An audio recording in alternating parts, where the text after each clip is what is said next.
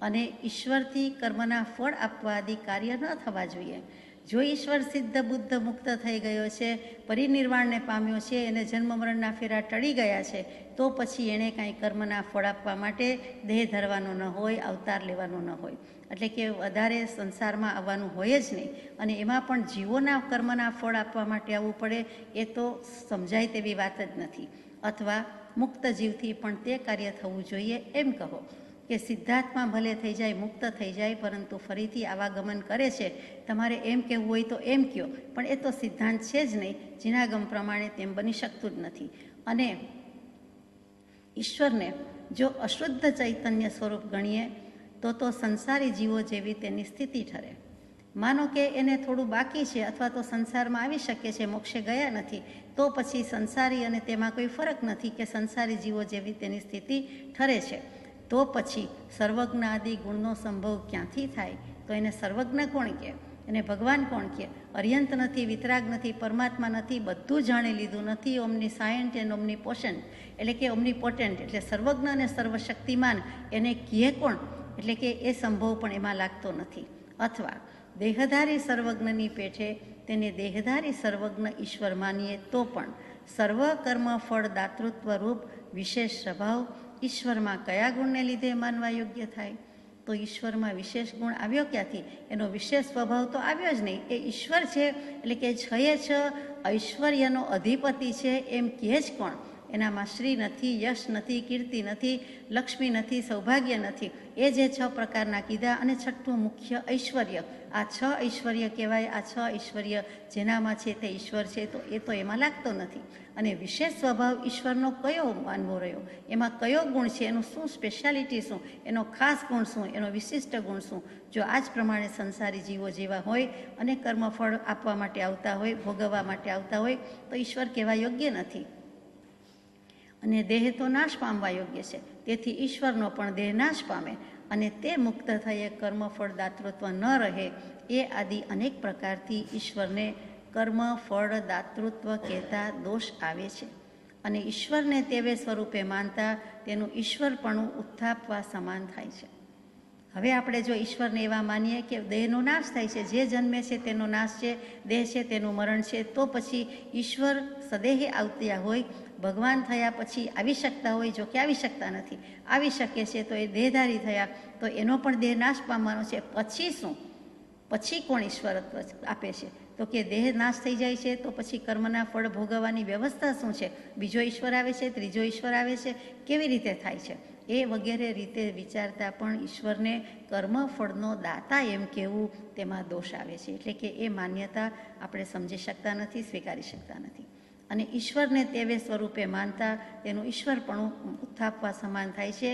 એટલે કે એમ કહીએ ઈશ્વરતણું ઈશ્વરપણું જ જાય. એટલે કે વ્યક્તિ કહીએ છીએ પણ વ્યક્તિના ગુણ તો નથી. મનુષ્ય કહીએ ને મનુષ્યના કોઈ લક્ષણ ગુણ ન હોય, પશુ પંખી હોય, તો એ જેમ આપણને સમજી શકાય છે કે સ્વીકાર્ય નથી કે કંઈ મનુષ્યને માણસને ગાય ન કહી દેવાય, ગાયને માણસ ન કહી દેવાય. તો અહીંયા ઈશ્વરના ગુણ ઈશ્વરમાં નથી, તો એને ઈશ્વર કહેવો કેવી રીતે? એને કંઈ કર્મ ફળ ભોગવવાના દાતા તરીકે માનવા યોગ્ય નથી. પછીની ગાથા છે 81મી ગાથા. ઈશ્વર સિદ્ધ થયા વિના જગત નિયમ નહીં હોય, પછી શુભાશુભ કર્મના ભોગ્ય સ્થાન નહીં કોઈ. હજી શંકા કરે છે. શિષ્યના મુખે પરમ કૃપાદેવ શંકા પણ સુંદર રીતે સુચારુ રૂપે ગોઠવી છે કે તેવો ફળદાતા ઈશ્વર સિદ્ધ થતો નથી. ઈશ્વર સિદ્ધ થયા વિના એવો કોઈ ઈશ્વર આગળ જણાવ્યા પ્રમાણે સાબિત થઈ શકતો નથી. અને એટલે જગતનો નિયમ પણ કોઈ રહે નહીં. તો પછી ઈશ્વર નથી તો આ સૃષ્ટિનું સંચાલન કરે છે કોણ? અથવા તો નિયમ જેવું કાંઈ રહેતું જ નથી, વ્યવસ્થા જેવું રહેતું જ નથી. અને એક ભેદે નિયમ એ જ આ જગતનો પ્રવર્તક છે. તો ત્યાં નિયમ તો કહી દીધો છે.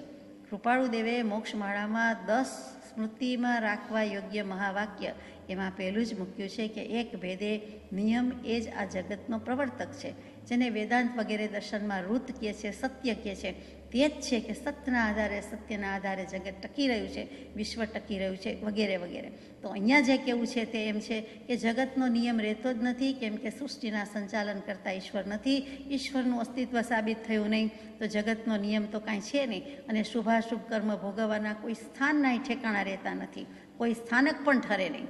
તો દેવો ક્યાં જાય, નારકો ક્યાં જાય, તિર્યંશ ક્યાં જાય, મૃત્યુલોક, પૃથ્વીલોક, મધ્યલોક જેવું કાંઈ રહેતું જ નથી. એટલે આ બધું ઓલ કેઓસ થઈ જાય, અતિશય અવ્યવસ્થિત થઈ જાય, મસમોટી માથાકૂટ ઊભી થઈ જાય, મોટી ગડબડ કે ગડબડી ઊભી થઈ જાય. એટલે કહે છે કે આવું હોય નહીં. એટલે શિષ્ય શંકા કરે છે, કહે છે કે તમે ઈશ્વરનું સાબિત્વ સ્વીકારતા નથી, ઈશ્વરની સાબિતી રાખતા નથી, એનું અસ્તિત્વ માન્ય કરતા નથી. એટલે જગતનો કોઈ નિયમ રહેતો નથી, અને નિયમ નથી, નિયામક નથી, સંચાલક નથી, સંચાલન નથી. તો પછી મોટી ગેરવ્યવસ્થા થઈ જાય. તો આમાં જીવનું ભોક્તૃત્વ રહ્યું જ ક્યાં? એટલે આમાં જીવના કર્મનું પોતે આત્મા ભોગવે છે એ આવ્યું જ ક્યાં? એમ કરીને ત્યાં શંકા કરે છે. હવે શંકાનું સમાધાન વાંચીશું એટલે આપણને પણ ઠીક લાગશે. હવે સમાધાન સદગુરુ ઉવાચ. હંમેશા પંડિતો વિદ્વાનો સમાધાન કરતા નથી, એ ચર્ચા કરે છે, એ વિવાદ કરે છે. સમાધાન કરનારું પદવી કોઈની હોય, એ કોઈનું રોલ હોય તો શ્રી સદગુરુદેવનો છે. સદગુરુ તે જ સમાધાન કરે, બીજો સમાધાન ન કરી શકે. વ્યવહારમાં સમાધાન લવાદી, આર્બિટ્રેટર, જજ બધા હોઈ શકે, એ જુદી વાત થઈ. અહીંયા પરમાર્થના માર્ગમાં સદગુરુ સિવાય શિષ્યને કે કોઈ જિજ્ઞાસુને શંકાનું સમાધાન થાય જ નહીં. સદગુરુ જ સમાધાન કરે. અહીંયા શંકા અને સમાધાન એ બે જ શબ્દ શોભે. જે વિચારની ષટ સંપત્તિ છે એમાં પણ શ્રમ, દમ, તિતિક્ષા, ઉપરતી અને પછી છેલ્લે છઠ્ઠું મૂક્યું છે તે સમાધાન મૂક્યું છે કે હવે સમાધાન થાય છે. અષ્ટાંગ યોગમાં પણ યમ, નિયમ, આસન, પ્રાણાયામ, પ્રત્યાહાર, ધારણા, ધ્યાન અને છેલ્લે સમાધિ મૂકી. આ સમાધાન અને સમાધિને બહુ નજીકનો સંબંધ છે. સમ આ ધા, સમ્યક પ્રકારે આત્મા આત્માની મર્યાદાને ધારણ કરે છે, આત્મામાં ઊભો રહે છે, સ્થિર થાય છે, તેનું નામ સમાધાન છે. છેવટનું સમાધાન તો તે જ છે. છેવટની સમાધિ છે એ જ છેવટનું સમાધાન છે. 82મી ગાથા છે. ભાવ કર્મ નિજ કલ્પના માટે ચેતન રૂપ, જીવ વીર્યની સ્ફુરણા ગ્રહણ કરે જડધૂપ. ભાવ કર્મ જીવને પોતાની ભ્રાંતિ છે માટે ચેતનરૂપ છે, અને તે ભ્રાંતિને અનુયાયી થઈ જીવ વીર્ય સ્ફુરાયમાન થાય છે. તેથી જળ એવા દ્રવ્ય કર્મની વર્ગણા તે ગ્રહણ કરે છે. અહીંયા પૂજ્ય અંબાલાલભાઈએ મૂક્યું છે અને તે કૃપાળદેવની દૃષ્ટિ તળે નીકળી ગયું છે, ઓકે કર્યું છે, માન્ય કર્યું છે અને બરોબર જ છે. એક શબ્દનો ફેરફાર કરવાની જરૂર નથી. તે આપણે વાંચીએ છીએ કે કર્મ જળ છે તો શું સમજે છે કે આ જીવને મારે આ રીતે ફળ આપવું અથવા તે સ્વરૂપે પરિણમવું, માટે જીવ કર્મનો ભોગતા થવો સંભવતો નથી. એ આશંકાનું સમાધાન નીચેથી થશે. જીવ પોતાના સ્વરૂપથી અજ્ઞાનથી કર્મનો કરતા છે, પોતાના સ્વરૂપના અજ્ઞાનથી કર્મનો કરતા છે. તે અજ્ઞાન તે ચેતનરૂપ છે, અર્થાત જીવની પોતાની કલ્પના છે, અને તે કલ્પનાને અનુસરીને તેના વીર્ય સ્વભાવની સ્ફૂર્તિ થાય છે, અથવા તેનું સામર્થ્ય તદ અનુયાયીપણે પરિણમે છે, અને તેથી જળની ધૂપ એટલે દ્રવ્ય કર્મરૂપ પૂતગલની વર્ગણાને તે ગ્રહણ કરે છે. અહીંયા આ વિવેચન જે વચનામૃતજીમાં મૂકેલું છે, ભાવાર્થ તે પૂરો થયો. આપણે આપણી ભાષામાં સમજવાનો પ્રયાસ કરીએ કે સમસ્ત સાહિત્યમાં, અધ્યાત્મ સૃષ્ટિમાં, તત્વજ્ઞાનના વિષયમાં કર્મની ફિલોસોફી વિશે જો સૌથી વધુ લેખન, ચિંતન, વાંચન, મનન, પ્રતિપાદન અને જે કાંઈ થયું હોય તે જૈન દર્શન દ્વારા થયું છે. કર્મની ફિલોસોફી તો ઘણાય દર્શનમાં મૂકી હશે, પરંતુ જેવું વિતરાગ વાણીમાં વિતરાગ દર્શને સૂક્ષ્મતાથી નિરૂપણ કર્યું છે તેટલું બીજું કોઈ મૂકી શક્યું નથી. જૈન શાસ્ત્રોમાં શ્વેતાંબર, દિગંબર ગમે તે લાવો, બધા શાસ્ત્રો મળીને 1 કરોડ ઉપરાંત કર્મની ફિલોસોફી અથવા કર્મનું બંધારણ, કર્મની કેમેસ્ટ્રી, જે શબ્દ કયો તે એના નિયમ માટે લખાયેલું છે. 1 કરોડ જેટલા શ્લોક છે. એના સારાંશ રૂપે કર્મગ્રંથના 6 ભાગ બહાર પાડ્યા તે વગેરે. અહીંયા કહેવાનું એટલું જ કે કર્મની ફિલોસોફી જેવી તેવી નથી. 2 જ વસ્તુ છે, કર્મ અને ધર્મ. એમાં જીવને 2 જ નડે છે, કાં તો કર્મ કરે છે કાં તો ધર્મ કરે છે. કર્મ કરતાં કરતાં પણ નિવૃત્ત થઈ જાય છે તો એ ધર્મને પામે છે, મોક્ષને પામે છે. તો તુલસીદાસજી કે સુખ દુઃખ દોનું કર્મ ફલ જાનો, સુખ અને દુઃખ એ તો જીવની કલ્પના છે અને કર્મનું ફળ માનો કે પૂર્વે કરી આવ્યા છે, પહેલાં કરી આવ્યા છે અને એ કર્મનું ફળ ભોગવવાનું આવે છે. વળી આગળ તુલસીદાસજી કહે છે, હાનિ લાભ જીવન મરણ યશ અપયશ વિધિ હાથ. એ વિધિને હાથ કહી દીધું છે એમ કરીને ત્યાં હાથ ધોઈ નાખ્યા છે. પરંતુ વ્યાસજીએ તો કે વ્યાસજી એમ કહે કે હજારો ગાય વચ્ચે પણ વાછડું જો ગમે ત્યાં હોય તો પોતાની માને, પોતાની ગાયને એટલે કે માને શોધી કાઢે છે. એવી રીતે કર્મ પણ જીવને 14 રાજલોકમાં ગમે ત્યાંથી શોધી કાઢે છે. તો કર્મમાં શક્તિ છે શોધી કાઢવાની કે જીવમાં શક્તિ છે? વિચાર કરવા જેવું છે. બિરબલ કહે કે કર્મ છૂપે નહીં બહુત લગાયા. અકબર અને બિરબલ વચ્ચેના સંવાદમાં બિરબલે એક સુંદર છપ્પો મૂકી દીધો છે. તો આપણે વાત કરતા હતા કર્મની, કે જૈન દર્શન સૌથી વધારે કર્મની મીમાંસા કરે છે. કર્મનું કારણ મુખ્યત્વે શરીર છે એમ કહી દીધેલું છે, જેને આપણે પરિભાષિક શબ્દ છે એટલે નો કર્મ કહીએ છીએ. જ્યારે નો કર્મ શબ્દ આવે એટલે કર્મ નહીં તેમ નહીં, પણ નો કહેતા ઈશત, નો કહેતા અલ્પ. જેમ નો કશાય છે કે અલ્પ કશાય છે, કશાયના સહચારી છે, કશાયની સાથે રહે છે, વર્તે છે, એટલે અલ્પ કશાય એને નો કશાય શબ્દ છે. તેવી રીતે નો કર્મ એટલે કર્મનું કારણ મુખ્યત્વે શરીર. મહાભારતનું યુદ્ધ કુરુક્ષેત્રમાં થયું, હિન્દુસ્તાન પાકિસ્તાનનું યુદ્ધ કાશ્મીરમાં થયું, અને આત્મા અને કર્મનું યુદ્ધ શરીરમાં થાય છે. ક્યાં થાય છે? એ ક્ષેત્ર કયું છે, કયું ખેતર, કયું મેદાન, કઈ જગ્યા, એનું પ્રિમાઇસીસ શું? તો કે એનું જે કાંઈ છે તે શરીરમાં થાય છે. કોનું યુદ્ધ ચાલે છે? આત્મા અને કર્મનું યુદ્ધ. અહીંયા પણ આપણે ચોથી શંકાના સમાધાનની વાત કરીએ છીએ. દ્રવ્ય કર્મ, ભાવ કર્મ, નો કર્મ અને વર્ગણા, આ બધું સમજીએ છૂટકો છે. તો ધીમે ધીમે વિચાર કરીએ કે નો કર્મની વાત પૂરી થઈ ગઈ કે અલ્પ કશાય. એવી રીતે નો કશાય છે તેમ નો કર્મ એટલે મુખ્યપણે શરીર, એટલે કે જે કર્મનું કારણ છે. દ્રવ્ય કર્મ કોને કહીએ? તો કે કાર્મણ વર્ગણા ઉપર કંઈક પણ અસર થાય છે ત્યારે તેમાં જે ટ્રાન્સફોર્મેશન થાય છે, ટ્રાન્સફોર્મેશનનું ગુજરાતી આપણે જે કરવું હોય તે, અને તેમાંથી દ્રવ્ય કર્મ થાય છે. ફરીથી કાર્મણ વર્ગણા છે એના ઉપર કંઈક અસર થાય છે, એમાં જે કંઈ સુધારો વધારો બહાર પડે છે, જે કંઈ પ્રક્રિયા થાય છે તેને આપણે ટ્રાન્સફોર્મેશન કહીએ છીએ, અને તેમાંથી દ્રવ્ય કર્મ થાય છે. તેમાં જે કંઈ થાય છે તે જે નિપજ થાય છે તે દ્રવ્ય કર્મ છે. આપણી ભાષામાં કહીએ તો આપણે જીવ છીએ, આત્મા છીએ. આપણે શુભાશુભ ભાવ કરીએ છીએ. જેવા શુભ કે અશુભ ભાવ કર્યા એટલે આપણે જ્યાં બેઠા હોય ત્યાં એરટાઇટ બોક્સમાં બેસાડી દીધા હોય, કવર કરી દીધું હોય, તો પણ આપણા શરીરની આજુબાજુ જેટલી સ્પેસ કે અવકાશ છે ત્યાં અનંત વર્ગણા રહેલી છે, અને ખુલ્લા હોઈએ તો આજુબાજુ હવામાં ઘણું બધું વાતાવરણમાં છે જ. એ કાર્મણ વર્ગણા છે એ આપણે ગ્રહણ કરીએ છીએ. એવા જેવા શુભ ભાવ તો શુભ વર્ગણા ગ્રહણ કરી, અશુભ ભાવ તો અશુભ ગ્રહણ કરી, અને એવા કંઈક થયું. ક્યાં થયું? તો કે શરીરમાં કંઈક થયું, અને ત્યારે શું થયું? તો કે તેમાંથી દ્રવ્ય કર્મ થાય છે. આત્મા અને શરીર બંને સાથે લઈને બેઠા છીએ. આત્માના ભાવ, આત્માની પ્રેરણા, આત્માનો અધ્યવસાય, એટલે કાર્મણ વર્ગણા કે કર્મોમાં ખેંચાઈને બંધાઈ જવાની અખૂટ શક્તિ રહેલી છે. આપણે ભાવ કરીએ તો થાય, એટલે કે આપણા ભાવ મુખ્ય છે, એકડો આપણે છીએ. પછી બગડો સામે જે કર્મ આજુબાજુ વર્ગણા રહેલી છે તે આવીને ચોટે છે, વળગે છે.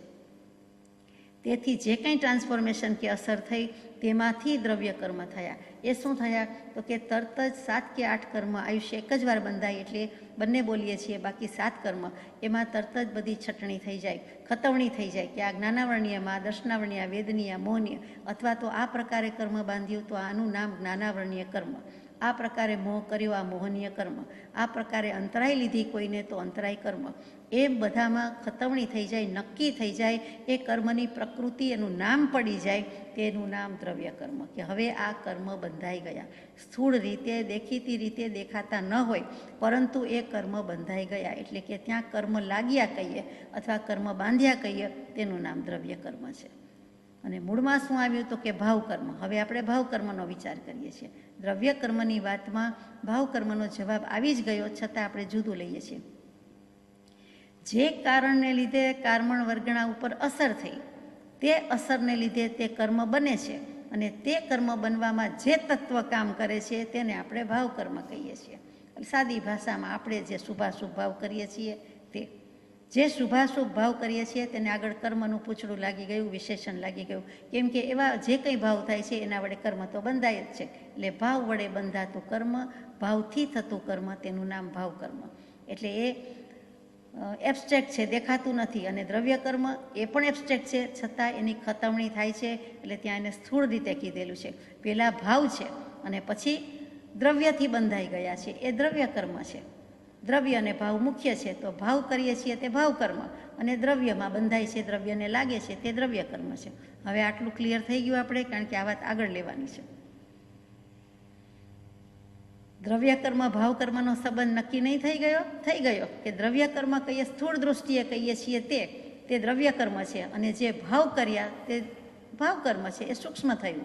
શુભાશુભ ભાવ થાય છે તે ભાવ કર્મ છે. અને દ્રવ્ય કર્મ એટલે જે ભાવ થવાથી કારમણ વર્ગણા ઉપર અસર થઈ, કંઈક પણ એમાં થયું જેમાંથી કર્મ નામનું તત્વ નિપજ્યું, જે દેખાતું નથી, અને તે બંધાયું, એટલે એને દ્રવ્ય કર્મ કહીએ છીએ. સીધી વાત છે. નો કર્મ અને દ્રવ્ય કર્મ જડ છે, પણ ભાવ કર્મ ચેતન છે. અત્યાર સુધી કર્મ જડ શું કરી શકે મને, અને શું સમજે જડ કર્મ કે ફળ પરિણામી હોય, તો શિષ્યની શંકા સાચી પણ હતી કે જડ છે અને કેમ આટલી શક્તિ ધરાવે છે, જડમાં શક્તિ છે પરંતુ કેમ લાગી જાય છે, ચેતન સાથે બંધાય છે કેમ, તો આત્માને કર્મનો બંધ કેવી રીતે લાગે છે તે સૂક્ષ્મ સિદ્ધાંત અહીંયા નિરૂપિત કરી દીધો છે ધીમેકથી ચોથા પદના સમાધાનમાં ભગવાને, કે નો કર્મ અને દ્રવ્ય કર્મ જડ છે, પરંતુ ભાવ કર્મ ચેતન છે. ફરીથી રાગ, દ્વેષ, રોષ, તોષ, કશાય, વિભાવ કરીએ છીએ તો એનું મૂળ કારણ રાગ દ્વેષ જ છે. અને રાગ દ્વેષ છે એ ભાવ કર્મ છે, ભાવ કરીએ છીએ એટલે રાગ દ્વેષ થાય છે, એટલે એ ભાવ કર્મ થયું અને તે ચેતન રૂપ છે એમ કહ્યું જાય છે.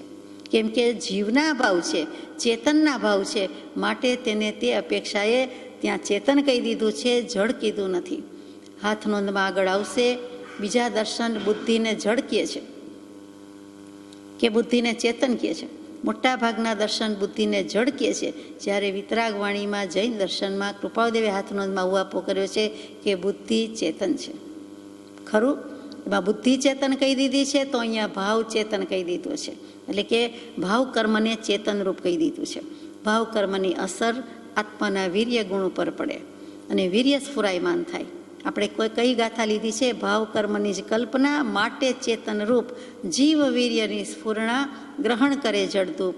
એટલે જેવા શુભાશુભ ભાવ કર્યા એટલે ભાવ કર્મ થયું, એની અસર તરત જ આત્માનો વીર્ય ગુણ ઉપર પડે, એટલે કે શક્તિના ગુણ ઉપર પડે. એટલે વીર્ય સ્ફુરાયમાન થાય, એટલે કે ચક્ર ચાલવા માંડે, યંત્ર ગતિમાન થાય, એટલે વીર્ય સ્ફુરાયમાન થયું. એટલે જેમ સિતાર કે કોઈ ઇન્સ્ટ્રુમેન્ટને આંગળી અડાડતા, ટચ કરતાં જ જે કોઈ તાર છે ઝંકૃત થઈ ઉઠે છે, તરત જ જેમાંથી રણકાર ઉઠે છે, સંગીત ગંજી જાય છે, તેવી જ રીતે આત્મામાં રહેલું વીર્ય કે શક્તિનો આ પ્રયોગ થાય છે. જેમ કે ક્રોધનો ધમધમાટ આવી જાય, માન આવી જાય, માયા આવી જાય, લોભ થઈ જાય, તો એ શું છે, એ બધી અસર એ ભાવકર્મ છે. અને શું કામ થયું, તો કે પહેલાં આ પ્રમાણે બન્યું એટલે આ વીર્યને પ્રેરણા મળી, સ્ફુરાયમાન થયું. પહેલાં પોતે ભાવ કર્યા તો થાય છે, નહીં તો થતા નથી. જ્ઞાની પુરુષને થતા નથી, જ્યારે બીજાને થાય છે. શું કામ, તો કે એનું આ રીતે પ્રયોગ રૂપે નીપજી જાય છે, ક્રોધાદિ વગેરે કશાય રૂપે પરિણમી જાય છે. આ થયું ક્યાં, આ ફેનોમેનન, આ ઘટના ક્યાં ઘટે છે, આ વસ્તુ ક્યાં સ્થાનીય છે, તો કે આપણે કહ્યું હતું આત્મા અને કર્મનું યુદ્ધ શરીરમાં ખેલાય છે, શરીરમાં થાય છે. તો જેનું શરીર છે તેમાં મન વચન કાયાના યોગ છે. આપણે સંજ્ઞી પંચેન્દ્રિય છે, તો આપણી વાત કરીએ છીએ તો આપણા મન વચન કાયાના યોગમાં આ પ્રમાણે થાય છે. અને થાય છે એટલે કહેવાય કે ગ્રહણ કરે જડધૂપ, જીવ વીર્યની સ્ફુરણા ગ્રહણ કરે જડધૂપ. એટલે આ જડ એવા કર્મની રજ ગ્રહણ થઈ જાય છે એમ કેવું છે. એટલે આત્માને કર્મ કેમ લાગે છે એ સુંદર રીતે અહીંયા કહી દીધેલું છે. પોદળો પડે અને તરત જ ધૂળ ગ્રહણ કરે, એ જેણે જોયું છે કે જેને માન્યું છે, સ્વીકાર્યું છે, એને બિલકુલ સાચી ઘટના લાગે, એમાં કોઈ શંકા નથી, લવલેશ નથી. એવી જ રીતે આ કર્મ વર્ગણાની ધૂળ છે, એટલે કે કારમણ વર્ગણા, અને એની ધૂળ ગ્રહણ કરે છે, એટલે કહેવાય છે કે જડધૂપ. ગ્રહણ કરે જડધૂપ. જડ કર્મની રજ આત્મામાં ગ્રહણ થાય છે, અને તે વખતે તેને બીજ કહેવાય છે. બીજ કયું, બિયારણ, બી કહી દીધું. અને એ બીમાંથી વૃક્ષ થાય છે. આવડો મોટો ઘેઘૂર વડલો વટવૃક્ષ જોઈએ તો ખબર નથી પડતી કે રાઈના દાણા જેટલું જ નાનું બીજ હોય. મને તો હજી એ માનવામાં ન આવે. આ તો ભગવાન કહે એટલે માનીએ. અને આપને બધાને પ્રેક્ટિકલ અનુભવ હોય એટલે ખબર હોય કે એમ જ હોય ને, એમાં નવું શું છે? એમ જ છે, વસ્તુ સ્થિતિ આમ જ છે. અને આપણે વિચારીને સ્વીકારવી પડે છે કે જ્ઞાની પુરુષોએ કહ્યું એટલે યથાતથ્ય છે, માન્ય છે. તો એવી રીતે ત્યાં બી થયું અને તે જ કાળે કરીને, એટલે કે જેમ જેમ ઉદયમાં આવવાનું છે તેમ વિચિત્ર ફળ આપે છે. એટલે અહીંયા સમજાય છે કે કર્મ બંધાયું બી રૂપે અને પછી એના સમયે વાવે ઉગે લણે એવી રીતે એ ફળ આપે છે. કેટલોક સમય સુધી ઉદયાવલિકામાં પડ્યું રહે છે અને પછી તેને તે સમયે ફળ આપે છે. અહીંયા કર્મ આત્મા, તો યોગ આત્માના અને ઉપયોગ આત્માનો છે. તો યોગ ઉપયોગથી આત્મામાં આ બધું થાય છે, અથવા તો આત્મા આ બધું કરે છે અને જે થાય છે તે શરીરમાં થયું. બંધાઈ તો ગયું છે એટલે આત્મા ભેગું કાર્બન શરીર તો જાય છે જ, પણ વસ્તુ સ્થિતિ આ રીતે છે. એટલે જળ કર્મ રજ જે કંઈ છે તે આત્મામાં ગ્રહણ થાય છે અને તે બી રૂપે છે. અને પછી આત્મા તો એનો એ છે, એટલે કંઈ આત્મામાં ચોંટી ગયું કે બી વાવી દીધું એમ નથી, એ સમજવાનું છે. પરંતુ તે આત્મા યાદ રાખે છે અને તે પ્રમાણે કોઈ દિવસ વાયરસ આવતો નથી આત્માના કમ્પ્યુટરમાં. એવું સુપર ડુપર છે અને એમાં કાંઈ પ્રોબ્લેમ થતા નથી, કાંઈ પણ મિનમેક થતો નથી, એક સમય માત્ર આગુ પાછું થતું નથી અને ક્યારેય ભૂલી જતું નથી. અને જેની સાથે જે પ્રકારના લેણદેણ, ઋણાનુબંધ, દ્રવ્ય, ક્ષેત્ર, કાળ, ભાવ એ બધી અપેક્ષા હોય છે તે પ્રમાણે થાય છે. એટલે અહીંયા કહી દીધું કે ગ્રહણ કરે જળધૂપ. એટલે મુખ્ય વસ્તુ શું આવી તો કે જે કંઈ છે તે ભાવકર્મ છે.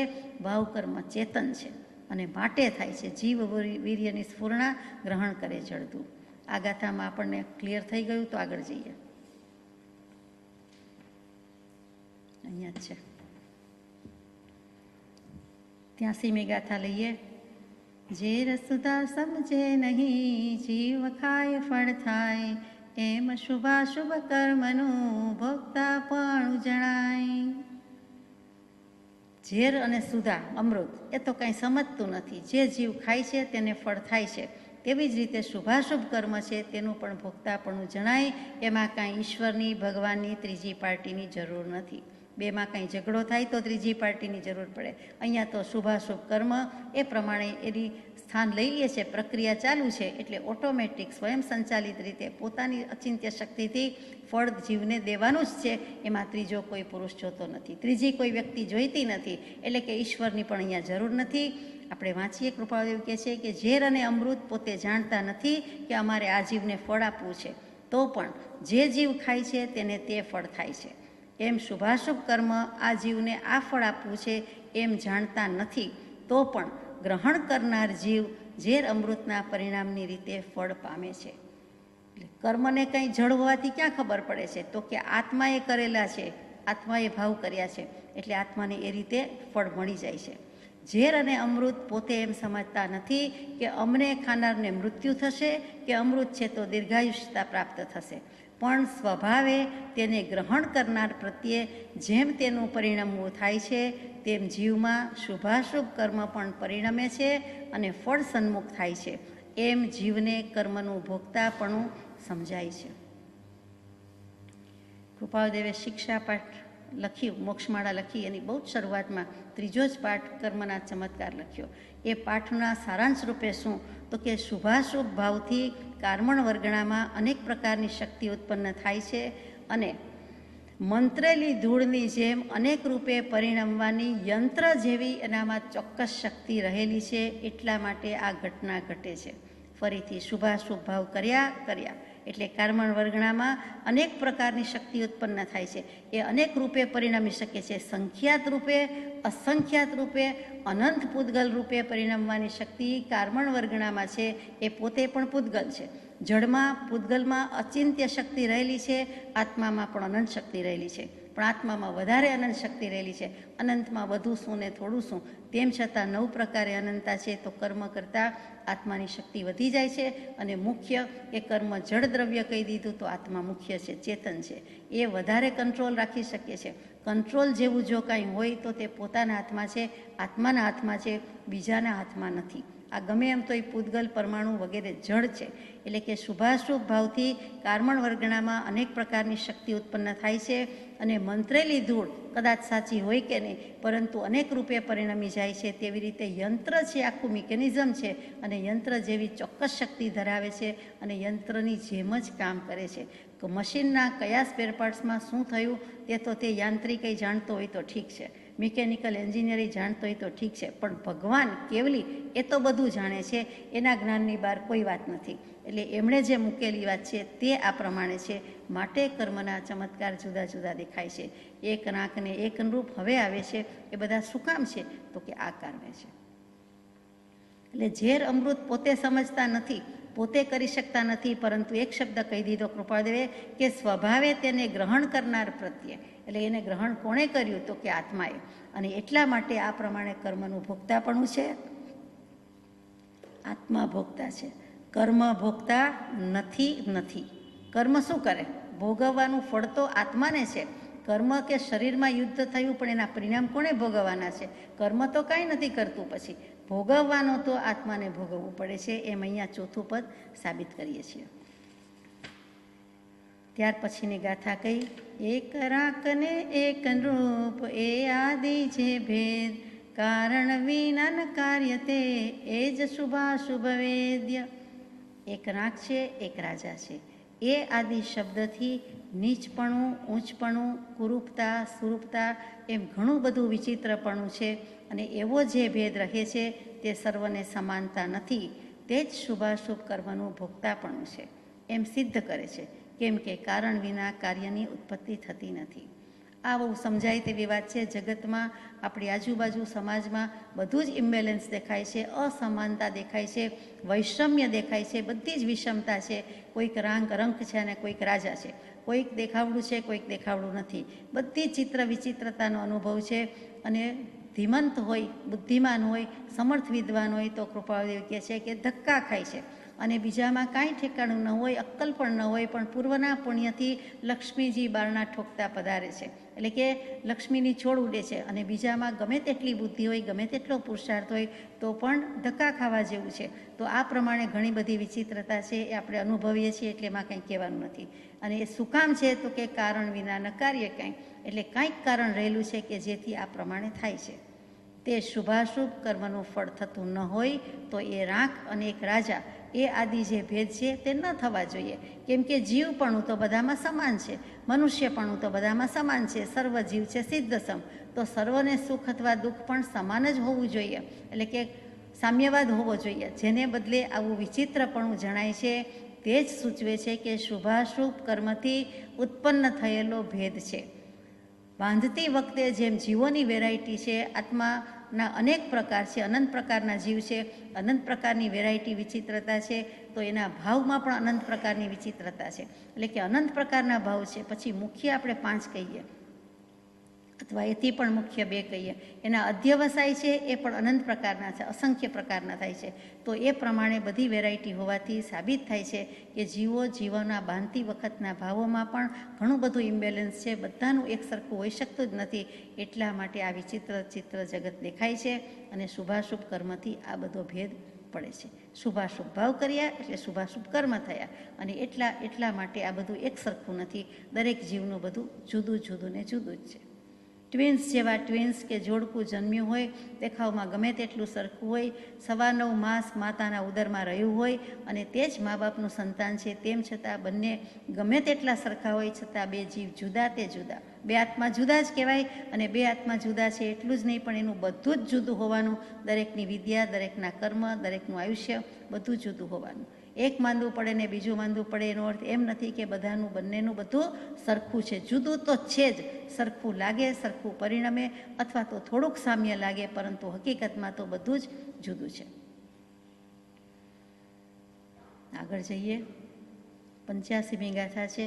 ફળદાતા ઈશ્વર તણી એમાં નથી જરૂર, કર્મ સ્વભાવે પરિણમે થાય ભોગથી દૂર. ફળદાતા ઈશ્વરની એમાં કાંઈ જરૂર નથી. ઝેર અને અમૃતની જેમ શુભાશુભ કર્મ સ્વભાવે પરિણમે છે. કર્મમાં પરિણમવાની શક્તિ છે. પૂતગલમાં અસંખ્ય અનંત રીતે પરિણમવાની શક્તિ છે, માટે એના સ્વભાવથી પરિણમે છે.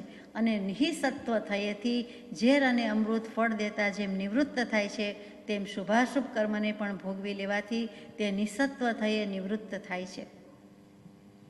સમજાય તેવી વાત છે કે જેમ ઝેર અને સુધા, ઝેર અને અમૃત છે એ પણ ખવાઈ જાય છે, વપરાઈ જાય છે, ક્યારેક તો ખલાસ થઈ જાય ને, ગમે તેટલું હોય. 12 મહિનાના અનાજ ભરીએ, 3 વર્ષના ભરીએ, 12 વર્ષ દુકાળ પડશે એમ માનીને ભરીએ, એવા કોઠાર અનાજ કોઈના ઘરમાં આજે પણ છે, તો કે એ જે બધું છે તે ક્યારેક તો ખલાસ થાય ને. એવી જ રીતે લક્ષ્મી તો કે ક્યારેક તો ખલાસ થઈ જાય ને. એમ આપણે સમજી શકીએ છીએ કે ગમે તેટલી વસ્તુ થાળીમાં લીધી હોય, ગમે તેટલા પ્રમાણમાં લીધી હોય, કદાચ વાર લાગે પણ ક્યારેક તો ખલાસ થઈ જાય. એવી રીતે ઝેર અને અમૃત, અને છેલ્લે એ સાર વિનાના થઈ જાય, તત્વ વિનાના થઈ જાય, એમાંથી રસકસ ઉડી જાય, તો એ પરિણમે છે. એટલે એવું થાય છે કે નિસત્વ થયેથી ઝેર અને અમૃત પણ મુક્ત થઈ જાય છે. કે ઝેર ઝેર રૂપે હતું, અમૃત અમૃત રૂપે હતું, પૂતગલનું રૂપાંતર થાય છે. આ તો નિહિસત્વ જ થઈ ગયું, એમાંથી ઝેરપણું જતું રહ્યું, એમાંથી અમૃતપણું જતું રહ્યું. એટલે કે એણે એનું કામ કરી લીધું, એનું ફળ આપવાનું હતું તે થઈ ગયું. પછી એનો અંશ રહેતો નથી. જેમ કે ખાંડ ઓગળી ગઈ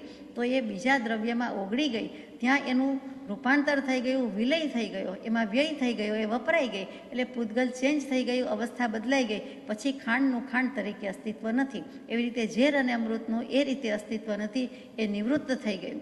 તો તેવી જ રીતે એ નામશેષ થઈ ગયું. એવી રીતે શુભાશુભ કર્મ પણ ભોગવી લઈએ એટલે નિર્જરા તો થાય ને, નિવૃત્ત તો થાય ને, વાર થોડી લાગે. ક્યારેક તો એનો પાર આવે ને, એટલે કે આવી શકે તેમ છે, એમ સિદ્ધાંત સાબિત કર્યો.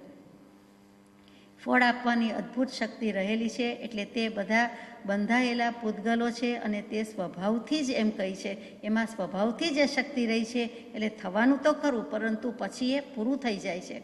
નાના બીજમાંથી મોટું વૃક્ષ થાય છે, વડલો થાય છે. તેમજ પૂતગલની અચિંત્ય શક્તિ છે, એટલે આમાં કંઈ ઈશ્વરની, ભગવાનની જરૂર નથી. આત્મા જ ભોગતા છે, ત્રીજા કોઈની જરૂર નથી, એમ સાબિત થાય છે. અને એનાથી નિવૃત્ત થઈ શકાય છે, કર્મથી નિવૃત્ત થવાય છે, એ પણ અહીંયા આવી ગયું. કર્મથી નિવૃત્ત થાય તો શું થાય? શુભાશુભ કર્મથી નિવૃત્ત થાય એટલે મોક્ષ. આ મોક્ષની બીજી ચાવી મૂકી દીધી. અહીંયા પણ ચાવી જ છે કે બંને ભાવ નથી કરવા, નથી અમારે કર્મ જોઈતા બાંધવા, બહુ વાપર્યા, હવે જોઈતા નથી. એટલે કે વચન વર્ગના પણ જળ જેવી જળ છે, જે ભાષા વર્ગના કહીએ છીએ તે, તેમ છતાં અન્ય જીવ કે સામાજીવને કેટલી બધી અસર પહોંચાડે છે એ આપણે જાણીએ છીએ. આપણા બે વચનથી, બે બોધથી, બે વસ્તુથી સારી બોલ્યા હોય તો સારી, ખરાબ બોલ્યા હોય તો ખરાબ, તો સામાજીવને કડવાશ આવે છે, ખારાશ આવે છે. એવી જ રીતે મીઠી હોય તો મીઠી લાગે છે. તો કે વસ્તુ વર્ગના, ભાષાના પૂતગલ તો જડ છે, તેમ છતાં સામા જીવ પર અસર કરી જાય છે. સામા જીવને અસર કરાવવી હોય તો કરે, ન કરવી હોય તો ન કરે. માનવું હોય તો માને, ન માનવું હોય તો ન માને. ખોટું લગાડવું હોય તો લગાડે, સારું લગાડવું હોય તો લગાડે.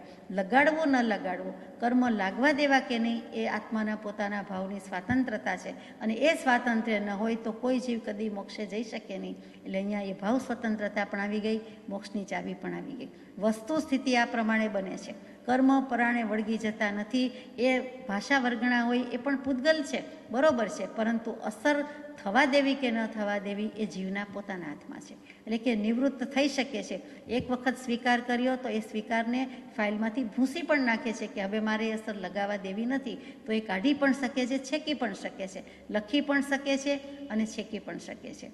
એમ અહીંયા વાત આવી. ઝેર ઝેરપણે પરિણમે છે અને અમૃત અમૃતપણે પરિણમે છે, તેમ અશુભ કર્મ અશુભપણે પરિણમે અને શુભ કર્મ શુભપણે પરિણમે છે. માટે જીવ જેવા જેવા અધ્યવસાયથી કર્મને ગ્રહણ કરે છે, તેવા તેવા વિપાક રૂપે કર્મ પરિણમે છે. અને જેમ ઝેર અને અમૃત પરિણમી રહીએ નિસત્વ થાય છે, તેમ ભોગથી, તેમ ભોગવી તે કર્મ દૂર થાય છે. એટલે કર્મ દૂર કરવા માટે તો આપણો પ્રયાસ છે, કે પુરુષાર્થ છે, કે મોક્ષ છે, કે મોક્ષનો ઉપાય છે. તો કર્મ કેવી રીતે નિવૃત્ત થાય, કેવી રીતે દૂર થાય, તો ધીમે ધીમે કૃપાળુદેવ 5મા પદ સુધીની ભૂમિકા બાંધતા જાય છે. કેમ કે શિષ્યના મુખે મૂકી છે શંકા, પણ ઉઠાવી છે તો પોતે જ, એટલે એકદમ કડીબદ્ધ રીતે સંકલના સુંદર છે. તો એ નિસત્વ થયે એટલે કે નિરસ થઈ ગયા, શુષ્ક થઈ ગયા, રસકસ વિનાના થઈ ગયા, સત્વરહિત થઈ ગયા, એટલે એમાં કોઈ શક્તિ રહી નહીં, એટલે એ નિવૃત્ત થઈ ગયા, એનું બળ રહ્યું નહીં, એટલે એમ કર્મનું પણ કાંઈ જોર રહ્યું નહીં, એનું અસ્તિત્વ રહ્યું નહીં, અને એ રીતે કર્મ દૂર થઈ ગયા. બોલવામાં તો કેટલું સહેલું લાગે છે આપણને. 86મી ગાથા છે. તે તે ભોગ્ય વિશેષના સ્થાનક દ્રવ્ય સ્વભાવ, ગહન વાત છે શિષ્યા કઈ સંક્ષેપે સાવ. એમણે વિવેચન મૂક્યું છે તે વાંચીએ કે ઉત્કૃષ્ટ શુભ અધ્યવસાય તે ઉત્કૃષ્ટ શુભ ગતિ છે, અને ઉત્કૃષ્ટ અશુભ અધ્યવસાય તે ઉત્કૃષ્ટ અશુભ ગતિ છે.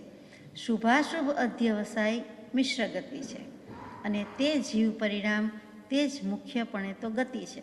તથાપિ ઉત્કૃષ્ટ શુભ દ્રવ્યનું ઉર્ધ્વગમન, ઉત્કૃષ્ટ અશુભ દ્રવ્યનું અધોગમન અને શુભાશુભની મધ્યસ્થિતિ એમ દ્રવ્યનો વિશેષ સ્વભાવ છે, અને તે આદિ હેતુથી તે ભોગ્ય સ્થાન હોવા યોગ્ય છે. હે શિષ્ય, જળ ચેતનના સ્વભાવ સંયોગ આદિ સૂક્ષ્મ સ્વરૂપનો અત્રે ઘણો વિચાર સમાય છે, માટે આ વાત ગહન છે તો પણ તેને સાવ સંક્ષેપમાં કહી છે. અધ્યવસાય શું? તો કે જે કંઈ આત્મા ભાવ કરે છે, પરિણામ કરે છે, લેશ્યા કરે છે, તો સૌથી પહેલું જો કંઈ ઘટતું હોય આખી ઘટનામાં તો પહેલી વસ્તુ છે તે અધ્યવસાય છે. પછી પરિણામ છે જે સૂક્ષ્મમાં સૂક્ષ્મ છે, અને પછી ભાવ છે ને પછી લેશ્યા છે. આ ભગવતીજી સૂત્રની સાક્ષીએ કહેવાય છે. દરેક શાસ્ત્ર કે દરેક ગ્રંથ એકી અવાજે આ પ્રમાણે જ કહે છે. જીનાગમનો આ સૂર છે કે પહેલો અધ્યવસાય છે, એટલે અહીંયા કૃપાળદેવે પણ અધ્યવસાય શબ્દ જ વાપર્યો છે. શાસ્ત્રોક્ત શાસ્ત્રીય શૈલીથી શાસ્ત્ર લખી રહ્યા છે, એટલે ત્યાં અધ્યવસાય શબ્દ જ શોભે. તો ઉત્કૃષ્ટ શબ્દ, ઉત્કૃષ્ટ સૌથી વધારે ઊંચું, ઉત્કૃષ્ટ શુભ અને ઉત્કૃષ્ટ અશુભ સૌથી વધારે નીચું, એટલે તરત જ મૂકી દીધું. સિદ્ધશિલાની વાતમાં આવી ઉત્કૃષ્ટ શુભ એટલે શુભ ગતિ કીધી. તો શુભ ગતિમાં પંચમ પરમ ગતિ મોક્ષ ગતિ લેવી હોય તો લેવાય, અને ત્યાર પછીની લઈએ તો શુભ કહેતા દેવગતિ લેવાય. એટલે અહીંયા સ્વર્ગલોક, દેવલોક સિદ્ધશિલાથી થોડુંક જ નીચે છે, અને આપણે અહીંયાથી મૃત્યુલોકથી, માનવલોકથી, તિર્યકલોકથી ઘણું બધું ઊંચે છે તેની વાત લીધી છે. તે ઉત્કૃષ્ટ શુભ ગતિ છે. ઉત્કૃષ્ટ અશુભ અધ્યવસાય છેક છેવટનું પાતાળ લોક નરક લઈ લીધું છે.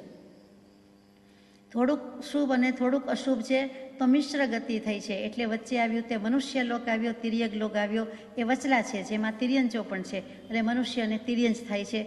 જુઓ, કોઈના નામ લીધા નહીં, કોઈ જીવના ભેદ પાડ્યા નહીં, પરંતુ આવી રીતે લખે કૃપાળદેવ, જેથી આપણે વિચાર કરતા થઈએ. એટલે આમાં આપણને શું સમજાય? તો કે લખ્યું છે ઉત્કૃષ્ટ શુભ ને ઉત્કૃષ્ટ અશુભ, દેવગતિ, નરક ગતિ ને વચલા રહ્યા તે આંટા મારે તે મનુષ્ય અને તિર્યંચો. ભલે ને આંટા મારે, આંટા મારતા મારતા જ ભવનો આંટો ઉકેલી નાખશે, મનુષ્ય ગતિથી મોક્ષ થઈ શકશે. ચારે ગતિમાં સમ્યક દર્શન ભલે હોય, પણ સંયમ લેવો હોય, પુરુષાર્થ કરવો હોય, કર્મ કાપવા હોય તો દેવો નહીં કરી શકે, મનુષ્ય કરી શકશે. એટલે મનુષ્ય ગતિનું, મનુષ્ય પર્યાયનું મહાત્મ્ય છે તે વચ્ચે આવ્યું.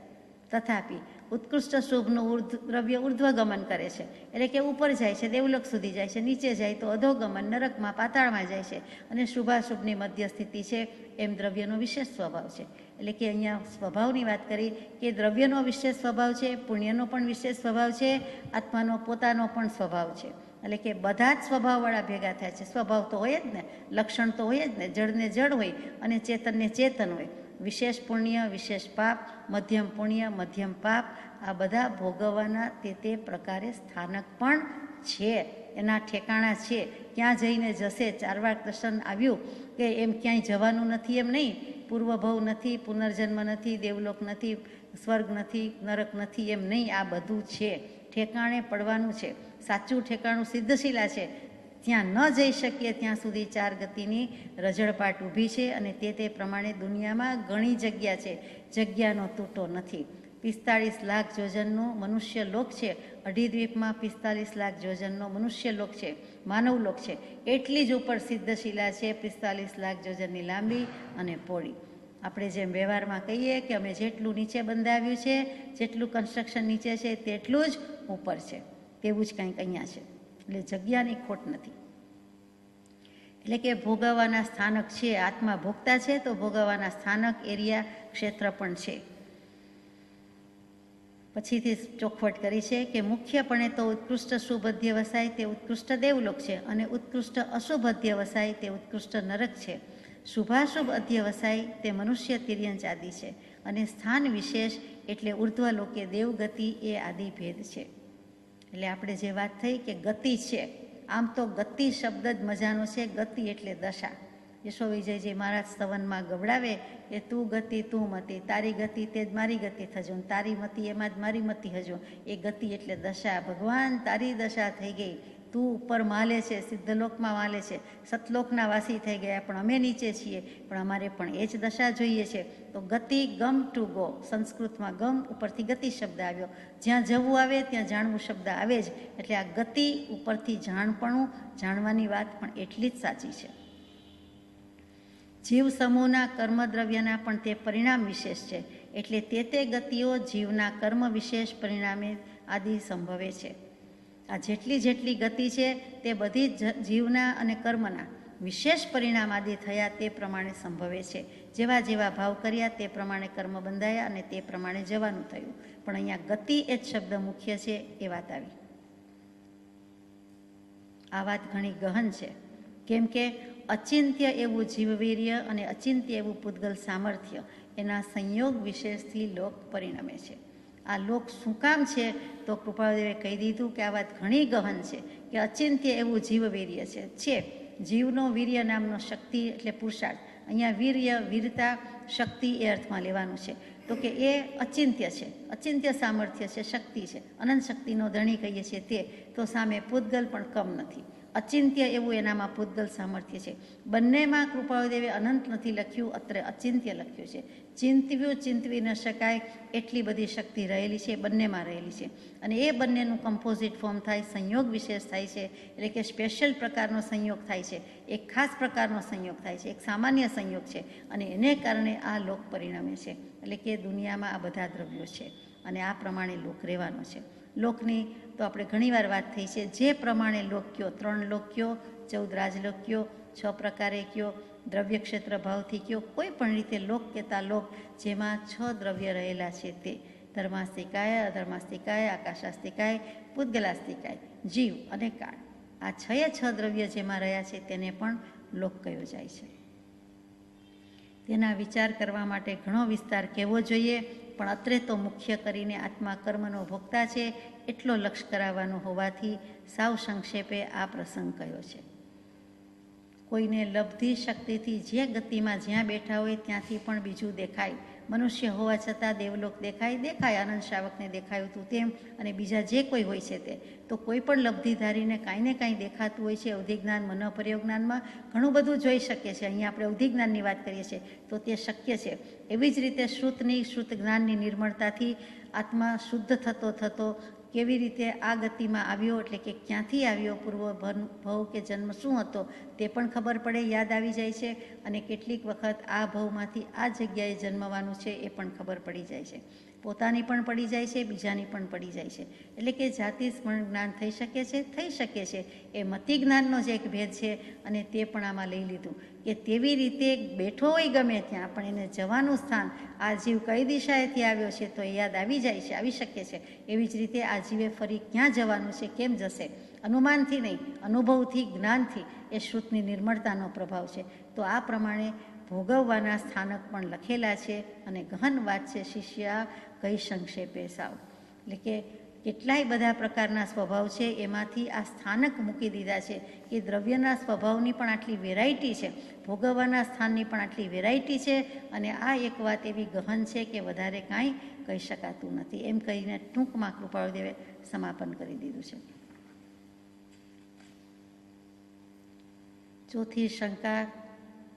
ચોથી શંકાનું સમાધાન અહીંયા પૂરું થાય છે.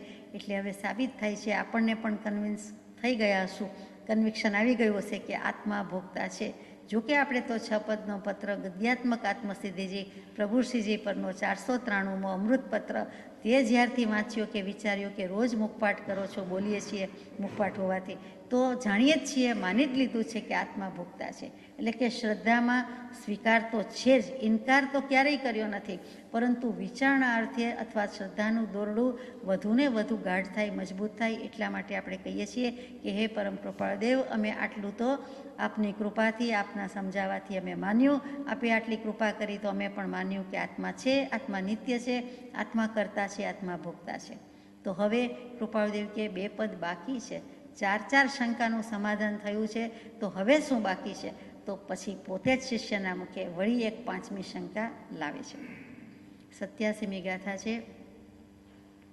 કરતા ભોગતા જીવ હો પણ તેનો નહીં મોક્ષ, વીત્યો કાળ અનંત પણ વર્તમાન છે દોષ. કરતા અને ભોગતા જીવ છે તો હશે છે, પણ તેથી મોક્ષ થવા યોગ્ય નથી. કેમ કે અનંતકાળ થયો તો પણ હજી કર્મ કરવા રૂપી દોષ તો ચાલુ જ છે અને હજુ તેને વિશે વર્તમાન જ છે. અત્યારે આપણે બોલનાર સાંભળનાર પણ કહી શકીએ કે મોક્ષ હશે શું હશે, પરંતુ અમારે કરતા ભોગતા પણ હજી છે અમારું કે શું, હજી પણ કેમ અમારે સંસાર ઊભો છે. અમે અત્યારે પણ સંસારમાં ઊભા રહીને જ કે સંસારમાં બેઠા છીએ, સંસારી છીએ અને વાત કરીએ છીએ. તો કેમ એમ છે? જો મોક્ષ હોય તો મોક્ષ થઈ ગયો હોત, માટે મોક્ષ લાગતો નથી. જો થવાનો હોત તો થઈ જ ગયો હોત ને. અત્યાર સુધી બેઠા છીએ, અનંતકાળ કાઢી નાખ્યો છે, અમને ક્યારેય ચાન્સ મળ્યો નહીં. તો કે મોક્ષ જેવું કાંઈ હોત તો ચાન્સ મળ્યો હોત, ઘટના ઘટી હોત, અવસર આવ્યો હોત, બીના બની હોત અને અમે મોક્ષમાં માલતા હોત અને અનંત અનંત આત્મિક સુખની લહેરમાં બિરાજમાન હોત. આમ ગુરુ શિષ્યના સંબંધ રૂપે શિષ્ય રૂપે ન હોત, એમ શિષ્યને પણ જબરી શંકા છે. કહી દે છે, કૃપાળુદેવને ચેલેન્જ ફેંકતા હોય, શિષ્ય ગુરુને ફેંકતા હોય એવી રીતે કહી દે છે. કારણ કે લખનાર પણ કૃપાળુદેવ જ છે. શિષ્ય કયો કે ગુરુ કયો, કોઈના વખાણ કરવા જેવા નથી. બેય એકબીજાને બરાબર ટક્કર લેવા છે. એટલે નક્કર રૂપે છેલ્લે સોલિડ ઘન છે આત્મા, એમ કહી દેશે કૃપાળુદેવ. એટલે મોક્ષની વાત ઉડાવી દે છે કે અમે કેમ સંસારમાં ઊભા છીએ. મોહન વિજયજી મહારાજ, લટકાળા મોહન વિજયજી મહારાજ જેમ સ્તુતિ કરે કે ભવ્યને તો બધા તારે, અભવ્યને તારો. અને તમને જો તું પાંસરો હોય તો અમને કર્મનો આશરો શું હોય, અને જો તું મેં રાખશું ગોદમાં તો અમે કેમ જાશું નિગોદમાં. એવી રીતે અહીંયા શિષ્ય પણ ભગવાનને કહે છે કે મને તો મોક્ષ હોય એવું લાગતું નથી. આપણે પણ લગભગ આવો જ વિચાર કરતા હોઈએ છીએ કે આવું કંઈ સમ્યક દર્શન કેવલ જ્ઞાન થાય કેમ નહીં, મોક્ષ જેવું કંઈ લાગતું નથી. તો ભગવાન વળી કહે છે, ભગવાનનો જવાબ તો પછી આવશે. હજી એક બીજી શંકા છે તે લેવાની છે. 88મો શ્લોક, 88મી ગાથા. શુભ કરે ફળ ભોગવે દેવાદિ ગતિમાય, અશુભ કરે નરકાદિ ફળ કર્મ રહી તન ક્યાંય. શુભ કર્મ કરે તો દેવાદિ ગતિમાં તેનું શુભ ફળ ભોગવે, અને અશુભ કર્મ કરે તો નરકાદિ ગતિને વિશે અશુભ ફળ ભોગવે. પણ જીવ કર્મ રહિત કોઈ સ્થળે હોય નહીં. અમે નથી ગયા મોક્ષે, કારણ કે મોક્ષ છે એવું કાંઈ લાગતું નથી. એટલે કાં તો અમારી પાસે શુભ કર્મ હોય ને કાં તો અશુભ કર્મ હોય, અને થોડાક શુભ ને થોડાક અશુભ હોય, અથવા વધારે અશુભ ને થોડાક શુભ હોય. પણ ચાર રીતે હોઈ શકે, પણ હોય તો ખરા જ. એટલે અમે તો કર્મ લઈને બેઠા છીએ, કર્મ વિનાનો આત્મા હોય એમ લાગતું જ નથી. તો મોક્ષ હોય ને, એટલે કે કોઈ મોક્ષે જઈ શકતું હોય તેમ લાગતું નથી. આમ પણ વિચાર કરીએ તો મોટા ભાગના દર્શન શુભ ભાવ સુધી અને પુણ્યના ભાવ સુધી જ આવે છે. શુભ ભાવ કરો પુણ્ય બંધાય, અશુભ ભાવ કરો પાપ લાગશે. આ બે સિવાયની વાત શુભાશુભથી આગળ કાંઈક છે. શુભાશુભથી ઓળંગીને જો મર્યાદાની બહાર જાય, પોતાના કૂવામાયલા દેડકામાંથી બહાર જાય દેડકો, અથવા તો બહારની સૃષ્ટિ જુએ કે શુભ અશુભથી કંઈક જુદું છે, એથી આગળ છે, એથી પર છે, એથી કંઈક તદ્દન જુદું છે, તે શુદ્ધ છે, તે કહેનારું તો એક વિતરાગ દર્શન નીકળ્યું, અથવા તો વિતરાગવાણી નીકળી, સર્વજ્ઞનું દર્શન નીકળ્યું. કેમ કે એને એવું થયું કે શુભ અશુભ કરતાં એનો છેદ ઉડાડી દે તો મોક્ષ સ્વભાવ ઉપજે, મોક્ષ જેવું કંઈક છે. એટલે કે શુભની જ બધા વાત કરે, મોટે ભાગે તે જ આવ્યું છે. એટલે આટલું કરો તો આ પુણ્ય, આટલું કરો તો પાપ. એ માટે આટલું કરવા જેવું, આટલું નહીં કરવા જેવું. અહીંયા ચોક્કસ સમજાય છે કે મોક્ષ જેવું છે. હવે આગળ જ્યારે કૃપાળદેવ કહે ત્યારે વિચારીએ. દેવગતિ, નરક ગતિ, મનુષ્ય ગતિ, તિર્યંજ ગતિ, એ ચાર ગતિમાં તો આપણે ઠેબા ખાધા જ છે, હજુ પણ રખડી રહ્યા છીએ. એટલે આપણને સંતોષ થઈ જાય છે કે થોડાક પુણ્ય વધારે હશે તો આ બાજુ જશું, થોડાક પાપ હશે તો આમ જશું. પરંતુ કર્મ વિનાના થઈ શકીએ, હોઈ શકીએ. શુદ્ધ ભાવની સ્પર્શના થાય તો કર્મ રહિત થવાય, એ કોઈ કહેતું નથી. તો કૃપાળદેવ કહે છે, જૈન દર્શન કહે છે. હવે સમાધાન રૂપે કૃપાળદેવ પ્રકાશે છે. સમાધાન. સદગુરુ વાચક, તે કર્મથી જીવનો મોક્ષ થઈ શકે છે એમ સદગુરુ સમાધાન કરે છે. 89મી ગાથા. જેમ શુભાશુભ કર્મ પદ જાણ્યા સફળ પ્રમાણ, તેમ નિવૃત્તિ સફળતા માટે મોક્ષ સુજાણ. હાઈશ, આપણને સંબોધન તો સરસ આવ્યું, સુજાણ કહી દીધો. એ તું 4 પદ સમજી ગયો તો પછી હવે શું બાકી રહ્યું છે? થોડુંક જ બાકી છે. સુજાણ, સારી પેઠે જાણનારો, સમ્યક રીતે જાણનારો, તે મારી 4 શંકા, તારી 4 શંકાનું મારું 4 સમાધાન બરોબર સ્વીકાર્યું છે. તો હવે તું હે સુજાણ, એટલે કે હે શાણા પુરુષ, કે હે ડાયો, આપણે કહે કે માને એને કહેવાય, ડાયા હોય તને કહેવાય, ઘરમાં પણ એમ કે સમજે તેને કહેવાય, બીજાને થોડું કહેવાય, એમ કરીને આપણને ફોસલાવે અને આપણે એમ થાય કે ડાયા હોઈએ તો વધારે થઈએ, મેન્ટેન કરીએ, ન હોઈએ તો થઈ જઈએ. તો ભગવાન કહે છે 4નું સમાધાન કર્યું, હવે આગળ તું જા. પછી અર્થ લખે છે તેમાં પ્રકાશ્યું છે, જેમ શુભાશુભ કર્મપદ તે જીવના કરવાથી તે થતા જાણ્યા અને તેથી તેનું ભોગતાપણું જાણ્યું, તેમ નહીં કરવામાં અથવા કર્મ નિવૃત્તિ કરવાથી તે નિવૃત્તિ પણ થવા યોગ્ય છે. માટે તે નિવૃત્તિનું પણ સફળપણું છે, અર્થાત તે જેમ શુભાશુભ કર્મ અફળ જતા નથી તેમ તેની નિવૃત્તિ પણ અફળ જવા યોગ્ય નથી. માટે તે નિવૃત્તિરૂપ મોક્ષ છે. એમ હે વિચક્ષણ તું વિચાર.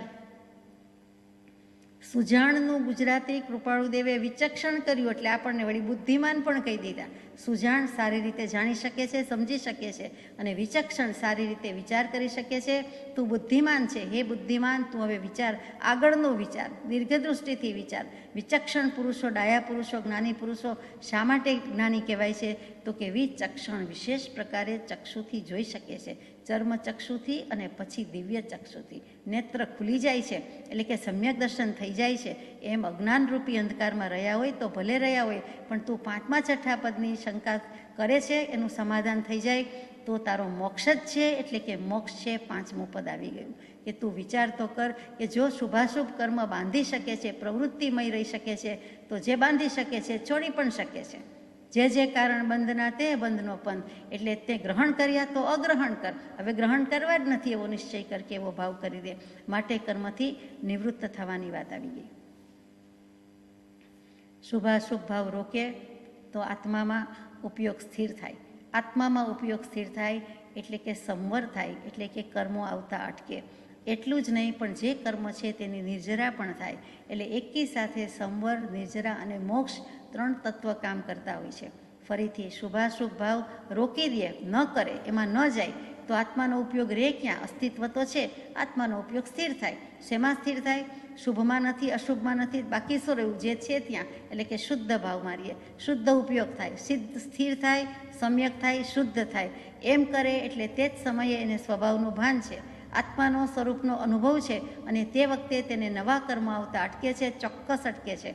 જૂના કર્મ ખરી જાય છે, નિર્જરી જાય છે, ચોક્કસ નિર્જરી જાય છે, અને પોતે મોક્ષ સ્વભાવ, આત્મ સ્વભાવરૂપ થયો, મુક્ત થયો, તે સમય પૂરતો મુક્ત થયો. એટલે તેને ત્યાં મોક્ષ તત્વ પણ છે. એટલે 3 તત્વ સાથે છે, અને જીવ પોતે તો છે જ. એટલે 4 તત્વ સાથે છે. જીવ તત્વ, એને સંવર તત્વ, નિર્જરા તત્વ સાથે મોક્ષ તત્વ. એટલે આ બહુ જ ઘટના સમજવા જેવી છે કે શું થાય છે. તો કે જેવા શુભાશુભ બાંધ્યા ત્યારે ગ્રહણ કરે, જળધૂપ ને ભાવકર્મ, દ્રવ્યકર્મ, નો કર્મ, એ કોણ કડાકૂટમાં પડે? એના કરતાં પરમાર્થની નિશ્ચયની શુદ્ધાત્માની વાત સુંદર છે. તો સીધી જ ચઢાણ છે, સીધા જ ચઢાણ છે, સીધી જ સીડી છે, એકદમ ચડી જવાય તેવી છે. ખરેખર સીધી સીડી આકરી પડે છે ચડવામાં, પણ પહોંચી જવાય છે સીધી રીતે. આ વિચારવા જેવી વાત છે. તો અહીંયા આપણને નિશ્ચય નહીંથી કહી દીધું અને પ્રેક્ટિકલી પણ સમજાવી દીધું કે આ રીતે તું કરીશ તો તારે કર્મો બાંધવાના રહેતા નથી. એટલે કે મોક્ષ જ જવાની વાત આવી. સમાધાન કરે છે એમાં આગળ જઈએ. 90મી ગાથા છે. વિત્યો કાળાનંત તે કર્મ શુભાશુભ ભાવ, તેહ શુભાશુભ છેદતા ઉપજે મોક્ષ સ્વભાવ. કર્મ સહિત અનંતકાળ વીત્યો, તે શુભાશુભ કર્મ પ્રત્યેની જીવની આસક્તિને લીધે વીત્યો. કર્મના પૂતગલ તો છૂટા થઈ શકતા હતા, પણ તું આસક્ત રહ્યો, તું વળગી રહ્યો, તે ચોંટાડી દીધા, તું એમાં ને એમાં મગ્ન રહ્યો, માટે પણ તું છૂટ્યો નથી. પણ તેના પર ઉદાસીન થવાથી તે કર્મફળ છેદાય અને તેથી મોક્ષ સ્વભાવ પ્રગટ થાય. કેટલી સુંદર વાત ધીમેકથી કહી દીધી છે. કર્મ સહિત તો અનંતકાળ વીત્યો. તો હવે 195મો પત્ર આપણને અહીંયા યાદ આવે કે સત્સ્વરૂપને અભેદ રૂપે અનન્ય ભક્તિએ નમસ્કાર. શું કામ? એ જ શબ્દ લઈએ છીએ કે અનંતકાળથી જીવનું પરિભ્રમણ થયું છતાં તેની નિવૃત્તિ કાં થતી નથી? શું કરવાથી થાય? આ વાક્યમાં અનંત અર્થ સમાયેલો છે અને એ વાક્યમાં કહેલી ચિંતના કર્યા વિના, તેને માટે દૃઢ થઈ ઝૂર્યા વિના માર્ગની દિશાનું અલ્પ પણ ભાન થતું નથી. એટલે કે ઝૂરણા થાય તો શાંતિનો માર્ગ મળે. પહેલાં જીવને અશાંતિ થાય, ઉત્પાત થાય, અરર વ્યથા વેદના થાય કે હું શું કરું છું, શું કરવા આવ્યો છું અને હજુ સુધી કેમ કરી શક્યો નથી. ક્ષણ ક્ષણ કરતાં અનંતકાળ વ્યતીત થયો છતાં આત્મસિદ્ધિ થઈ નહીં. આત્મસિદ્ધિજી આટલી વાર નમસ્કાર કર્યા, આટલી વાર કંઠસ્થ કર્યું, આટલી વાર દરરોજ ગાન કરીએ તો પણ આત્મસિદ્ધિનું તાન ચડતું કેમ નથી? આત્માની સિદ્ધિના તાનમાં તાલમાં ઝૂમવા જોઈએ. એ ઝૂમી ઉઠવાની બદલે ઝૂરવું પડે છે. તો કે ઝૂરવું પડે છે. પેલી ઝૂરણા છે. આ ઝૂરણા કે ઝૂરાપો એ પણ કાઠિયાવાડનો સ્પેશિયલ શબ્દ છે. ભલે બધા વાપરતા હશે. અને આ ભગવાન પણ કાઠિયાવાડમાં જ કોકની ભૂલો પડી ગયેલો એવો ભગવાન છે. એટલે એને આ શબ્દ મૂક્યો છે. બહુ વિચારવા જેવું છે. એ જ વસ્તુને પરમ પૂજ્ય બ્રહ્મચારીજીના શબ્દોમાં વાંચું કે કેમ થતું નથી? તો કે શુભાશુભ છેદીને પોતાના સ્વરૂપમાં સ્થિર થવું એ સંકિત વિના બનતું નથી. ભગવાને તો કહી દીધું સમાધાન કરાવવા માટે કે શુભાશુભમાં ન જાઓ, શુભાશુભ ભાવ ન કરો, શુભાશુભ કર્મથી નિવૃત્ત થઈ જાઓ. પણ કેવી રીતે?